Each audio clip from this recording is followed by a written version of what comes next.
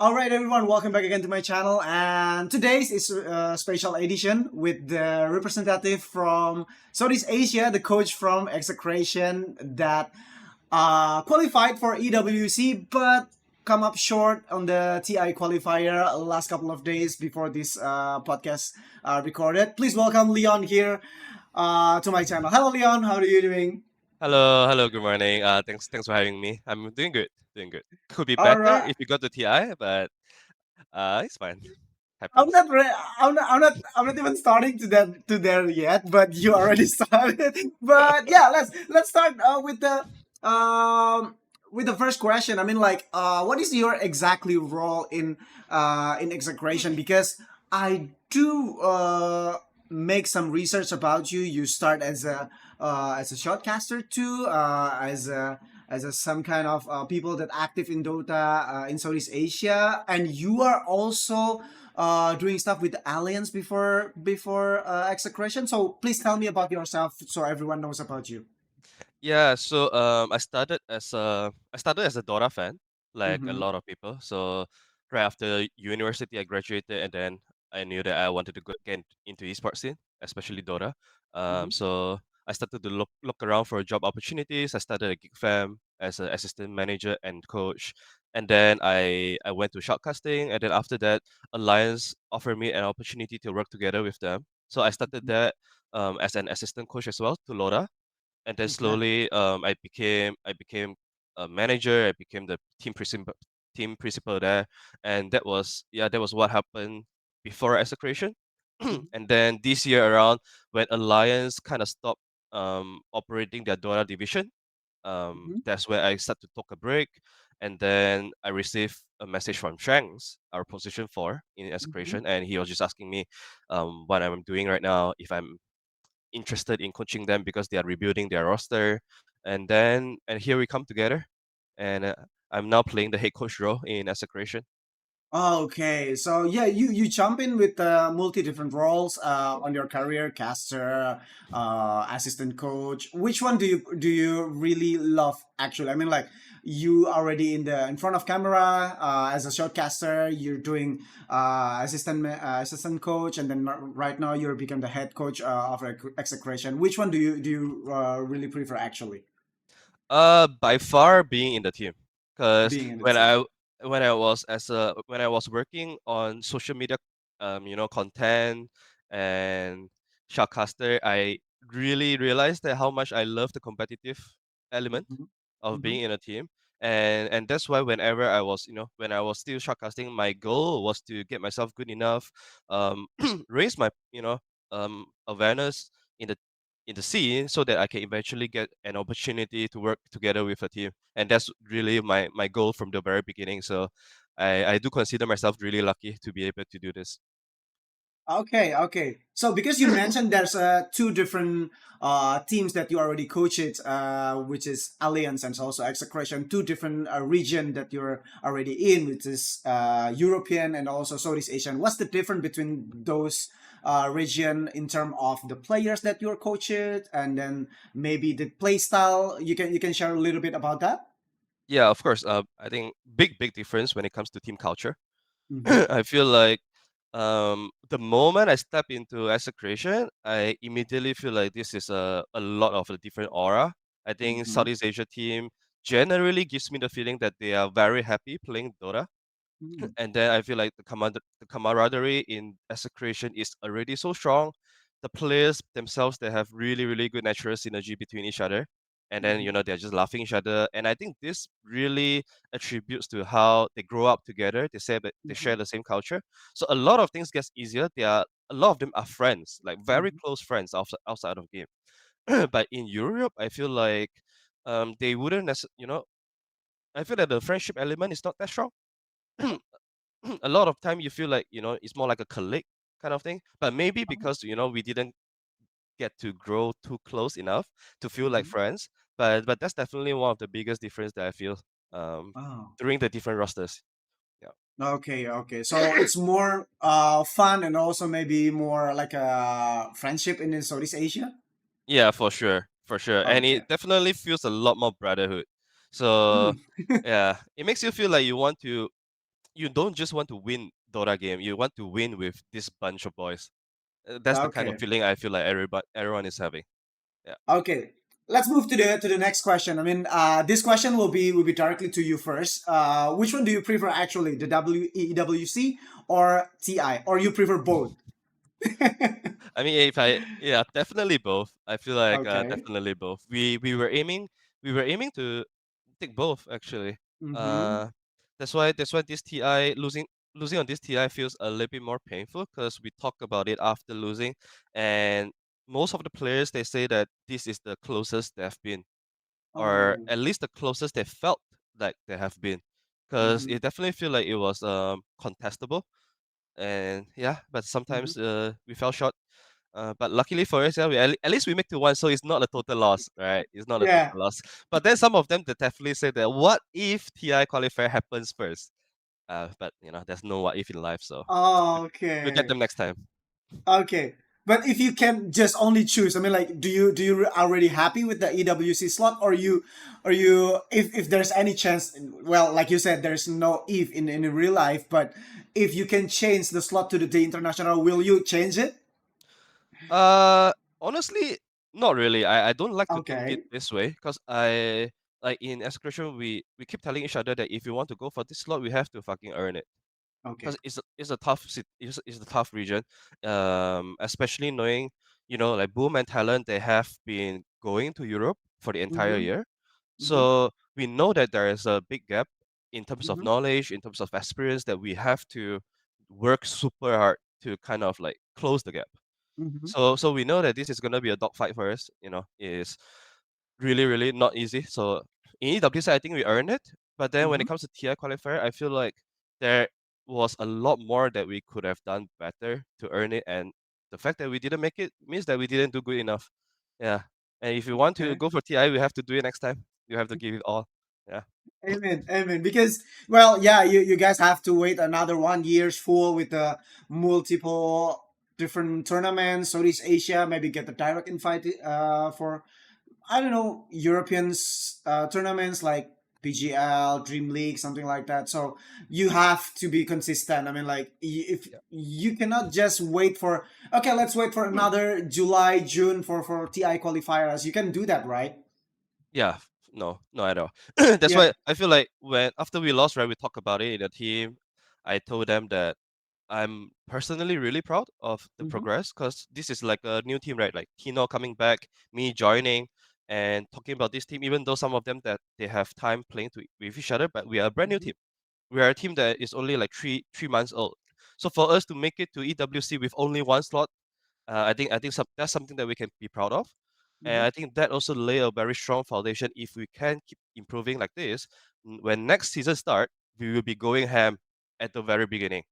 Okay. And I told them, like let's fuck these qualifiers. Let's not aim for qualifiers. Let's aim for direct invite, so that we don't have Okay. to find ourselves in this, such a hard time going through this qualifier. Fuck that shit. Fuck that. Okay. Okay. So since you mentioned about Tino, I do remember I do have worked with Tino in the Boom Esport when he became a carry player from Boom Esport, and then right now Tino switching their role to become a offlaner as a coach. Leon, how do you see Tino's progression in terms of role changings? I mean, like, do you prefer him to play as an offliner, or you prefer him to back as a carry player? Your time. Uh, I mean, I also worked with Tino in a bit as well back in GigFam, Oh yeah. 2019, and Mm-hmm. and he was a career player back then. Uh, but yeah, I feel like ever since I went to Europe with Alliance, I stopped looking super closely to the progression of some C players. So Oh, okay. I was also quite surprised that Tino made this change. But then he and Shanks they have been playing together for so long, Mm-hmm. and I think that it only sounds logical and reasonable that he made this switch to be the lane dual partner with Shanks because they Mm-hmm. already have so much synergy, right? And I feel like that's the biggest strength of Tino as an offlaner is because he has a position for that he can truly trust Oh, and is willing to play for him. And I feel like okay. this willingness is something that you don't see a lot in Dota 2. Like for example, Okay. a very good example that I always like to compare to is like DM and Night Class from Mm-hmm. Parivision. Because Night Class is a very special player in itself. you can't compare him to any other traditional post 4. So for someone like him to shine, you need a Mhm. post 3 that is very willing in Mhm. letting him do his thing. And Okay. DM is the amazing player like this. And I feel like with Tino, we also have this in him. Like for example, when Shanks is playing this Venomancer jungle, not a lot of offlaner can just be like, all right, do your thing. I'll just suffer for like 10 minutes. So I think the trust between them really enables us to have this kind of strategy, and then and I think that's what makes the two of them so special, and that's what gives us a lot of like this X factor sometimes. Okay, so yeah, since I do remember EXECRATION is a Philippines organization, all the players also all Philippines players, and then I do believe you're not from Philippines. How the difference between all the five Philippines and then you as a coach that not the Philippines? Are they when in game started or maybe when the team fights started? Are they using a Philippines language or they use English? So most of the time when there's like conversation around me, Mm-hmm. the boys will try to keep it in English as much as they can. But Okay. some of us we are pretty fluent in English as well, so it's not a problem for them. But Mm-hmm. when it comes to in game, I told them from the very beginning that if they feel like speaking in Tagalog, which is their local language, is Mm-hmm. easier for them, feel free to do so. Because to Mm-hmm. me, I feel like sometimes if you have to find the words that is not in your native language, in a very critical situation, that might be hard. Mm-hmm. And communication is such an important thing in Dota that so I don't want them to be hindered by the language barrier at all. So I told them that whatever they feel comfortable, just use it. And Okay. I will try to just, like it's Dota, right? It's like universal language. So sometimes you can kind of get what they are trying to say. And if not, Okay. then we'll just look back at the recording and we'll go through the recording and say, okay, what were you saying here? What is the Mm-hmm. communication like? And we go from there. Okay. So, for the EWC qualifier, yes, you guys get the tickets. You guys have to prepare all the visas and everything's and also your team's condition. But my question will be on the EWC. How you guys manage to beat the favorite there? I mean, is it something that you already prepare? Yes, maybe it's that the answer, but I want a little bit more secret about your preparation on the EWC qualifier, Leo. There's a lot of things that we have done for this one. Mm-hmm. Um, and some are the things that I'm really proud of. For example, we like Filipinos, right? They are always like happy, joyful. So sometimes players like Palos, he will come into Mm-hmm. the practice day with super high spirit. He'll be singing, he'll be making fun, and then sometimes that's how we enter the scrim. Mm-hmm. How we enter the practice at the very first one. So sometimes when you're going in with too much joy, you might not be taking it with a lot of seriousness or like the required intention or intensity. Then Mm-hmm. sometimes you go into the game with a lot of fun, and then you miss strategize something, and then the game goes completely different way. Mm-hmm. And a lot of times it happens to us, and then it would just kind of snowball us into a different direction of the day. So Okay. I realized this, and then I know that it's really important for us to set the tone on how we need to start the day. And I also know that like Filipinos, they are naturally happy people. So you can't just tell them, guys, I need you to be serious up before we start the scrim. It's not gonna happen. They are happy, and I want them to be happy. So I have to find another practice. So we start to do this breathing exercise, like Mm-hmm. 2 minutes meditation before Okay. we start the scrim. And I will ask like everybody to do together. And with that, I feel like we are able to calm ourselves down in the very crucial 5 minutes before the game starts. Okay. Yeah, and when we are going into the game with a lot of focus, with a lot of like when you're calm down, I feel like it changes the entire aura of the entire day. Because you feel like, at the very first goal, you are already prepared for it. You're prepared to go in and fight.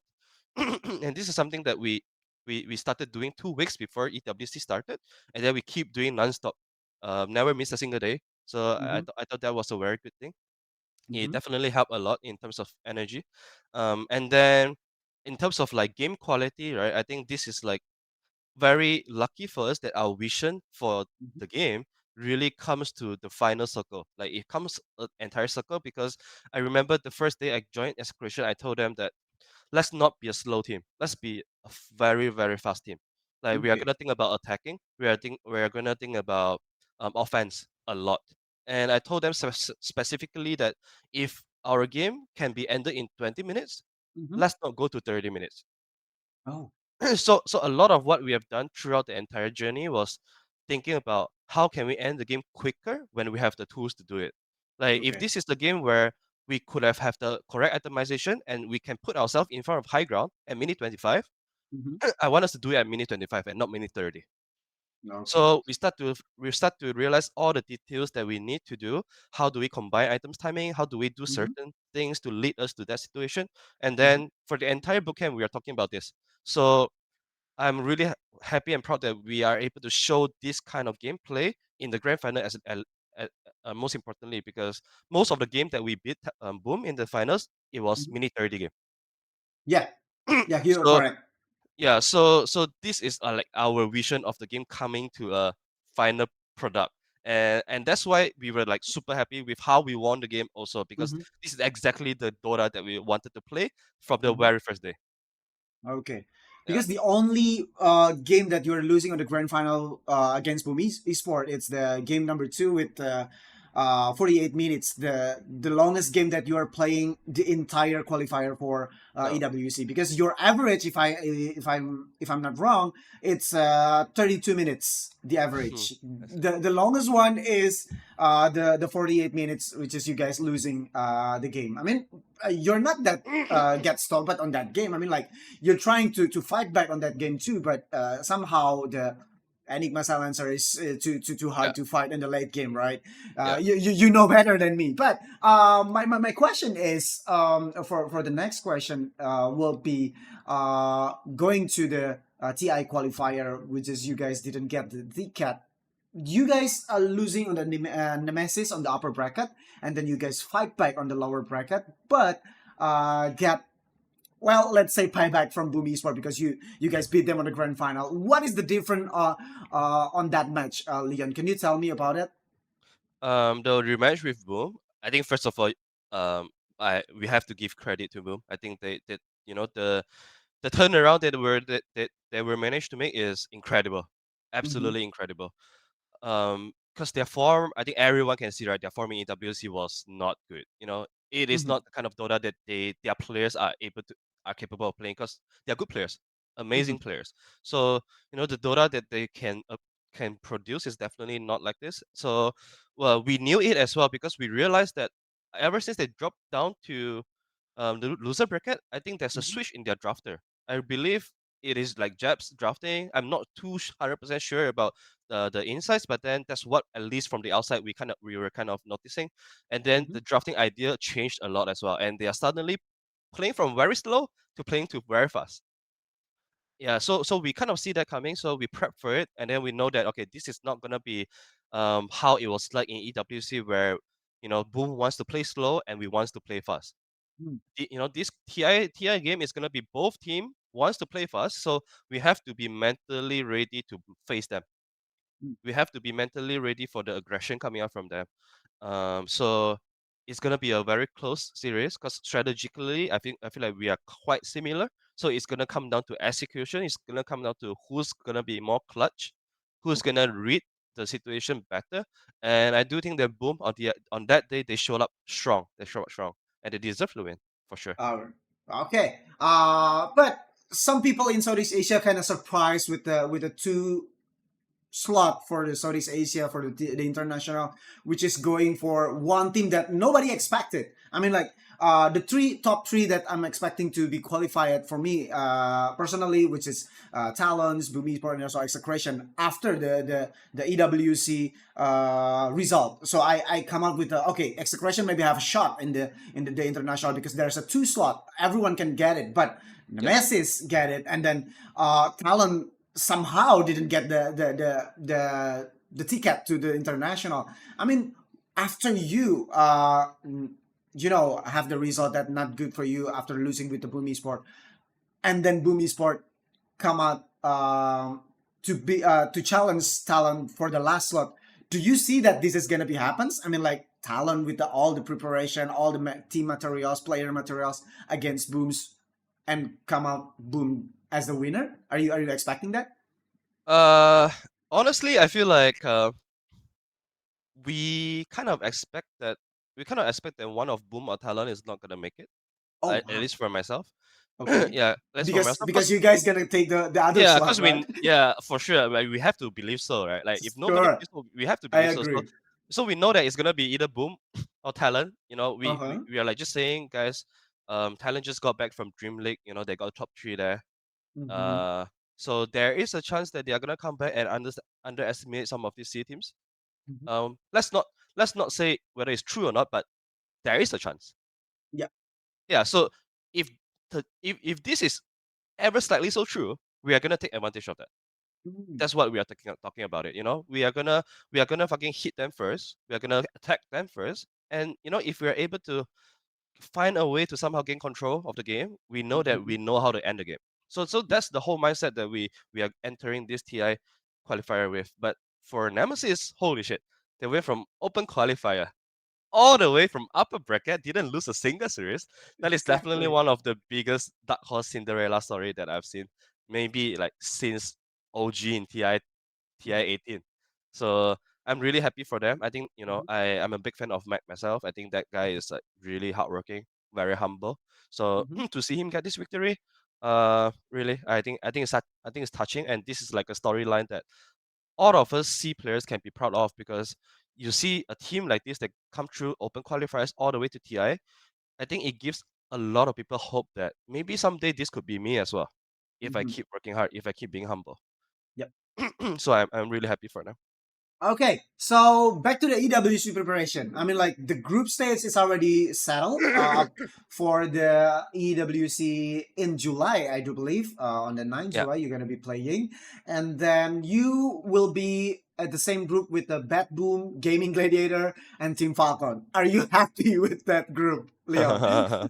um, honestly, I don't have much feeling when I look at it. To be very honest, because I feel like us going in, we are gonna be the one team that people are gonna overlook for sure. We are gonna be the underdog. So I feel like whatever group that we are in, right, we are gonna be in the same position, where we are not gonna be the Ah, favorites, mhm. where the odd is gonna be against us. So if you think about it in another perspective, wouldn't it be better if you are put into the toughest group to start with? Oh, Personally, I feel like it's better because if we were to be challenged, right, I might as well get challenged in the very first group, because we are not gonna get mhm. eliminated from group stage. Oh, yeah, I Yeah, agree. so I agree. I think whatever happens that as long as we go in with, as long as we um face it with a good attitude and be Mhm, like, you know, whatever happens, we know that we are able to learn the most out of this. mhm, You know, because we have such a big knowledge gap already. We didn't get any experience to play with European teams at all for the entire mhm, year, and this is mhm. gonna be the first one. So we try to make ourselves like a soup, and then we are just gonna keep absorbing any kind of thing, any kind of experience that we can get, and I think that's gonna be very valuable for us in the long run. Okay. But I think it's also your ace card. I mean, like they're never beating you. They're never facing you, That's right? I mean, true. That's I mean, true. like it's always let's say let's remember what is happening with the TNC that beat OG back in a few years ago. Nobody expect that. I mean, like this is True. gonna be your surprise in that stage. I mean, like it's all the European teams, all the CIS teams gonna be facing you in the playoff or maybe in the group stage. I mean, it's your S card too. I mean, you can see that part, right? To Well said. make, Yeah, well said for make sure. 100%. Yeah. hmm So yeah, okay. The group stage will be playing on the 9 July. If correct me if I'm wrong, but later on you guys will be well competing for playoff slot after the group stage, and then if you are finishing on the third or maybe fourth position, you're still gonna be playing on the elimination phase, and then you're gonna be getting the ticket playoff for four different group Mm. because yeah, it's gonna be a long run in EWC. I like the Format. yeah, the format. Thank you, the format. So it's not really like you playing on the group stage and then you are on the bottom bottom position and then you get eliminated. No, you're not. You still have a chance to make it to the playoff. Depends on your performance on the elimination phase. So yeah, Leon, I think everything already asked it. Thank you so much for your times. I'm really happy that finally I able to get Same. interview with you and then get to know more about execration, all the preparation, all the secret recipe, from all the way from the qualifiers to the EWC. But again, I'm really sorry that you guys didn't get it to the international. I know you guys really want it. I do have a conversation with Tino, focus on the TIs. It's your do or die match. Everything's I give the support with Tino because Thank I'm you. still a good friend with Tino. So yeah, I think say hello to all the players. Maybe one day I will invite one or maybe two of your players. Okay. Sure, I think they will like it for sure. All right. Thank you Okay. so much Thank for you, having me Leons. too. Bye bye. See you next Bye. time. Yeah.